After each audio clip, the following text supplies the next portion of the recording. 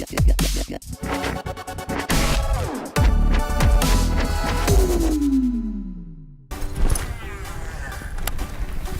up, LTBers? Travis here again with Lucky Tackle Box, and today we're going to be targeting those shallow water active bass in the early morning and late evening. And we're going to be firing those fish up with Buzzbait Snooze Alarm Buzzbait, which we included in this month's Lucky Tackle Box.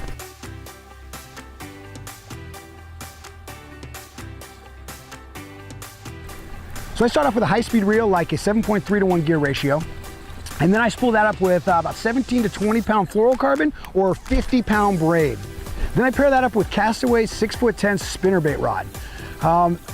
With this lure, I want the fish to be able to actually suck it down. So if I had a real stiff rod, that fish wouldn't be able to inhale that bait as easily.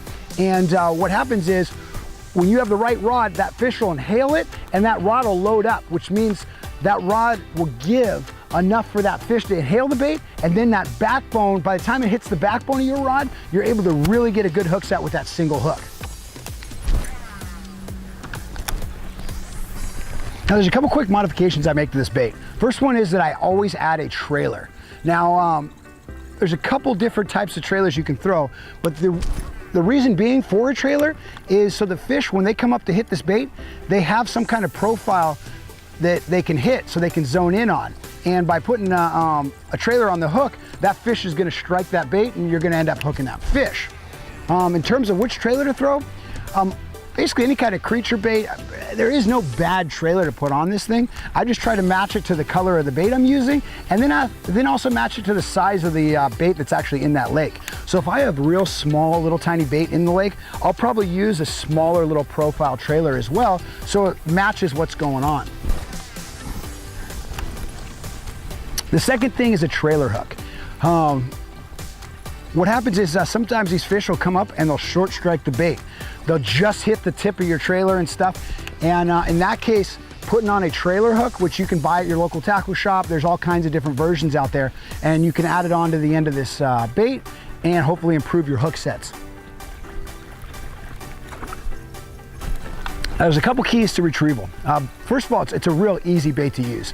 You want to cast out, and the second it hits the water, you want to engage the reel. You want to be reeling as soon as it hits the water. The reason being is you don't want that bait to sink. You want it to be on top of the water for the full time, especially if you fish around grass. If it sinks at all, it's going to pick up some of that grass on the hook and it's not going to run correctly. Second is the rate of retrieval. You know, as a general rule, you can reel it just fast enough to keep the bait above the water and those blades really making that noise. But one thing I like to emphasize is that if you change the rate of speed, you can trigger more strikes sometimes as well.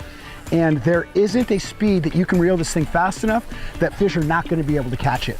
What happens is they hear this thing coming from a long ways off.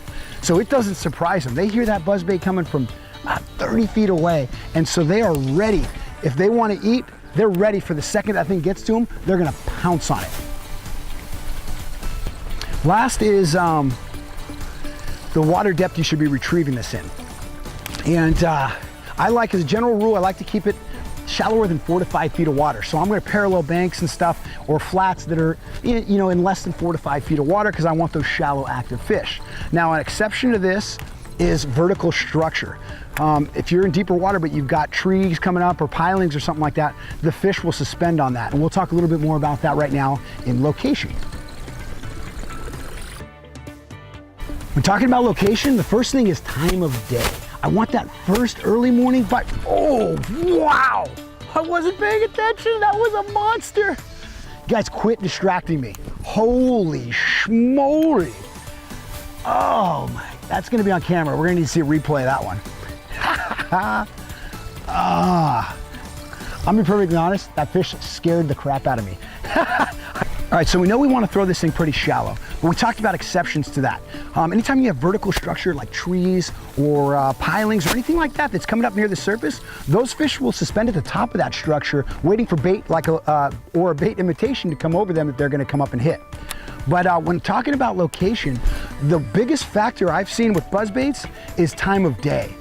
The best time in the summer when that water's warm is you want before the sun comes up or right after the sun goes down in the evening time.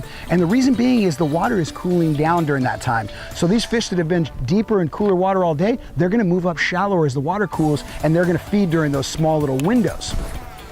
Now as fall comes along, these water temps are actually gonna cool down. So these fish are gonna remain shallow throughout the day.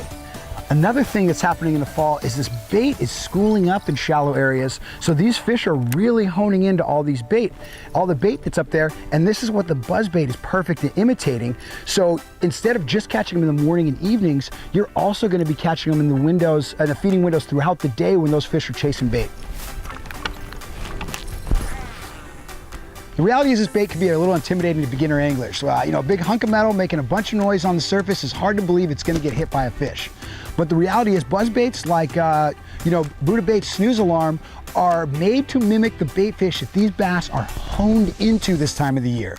So keep throwing it, and the second you get your first blow up, I promise you too will be a believer in this technique. Once again, I'm Travis with Lucky Tackle Box. If you enjoyed the video, give us a thumbs up, and please subscribe to our YouTube channel.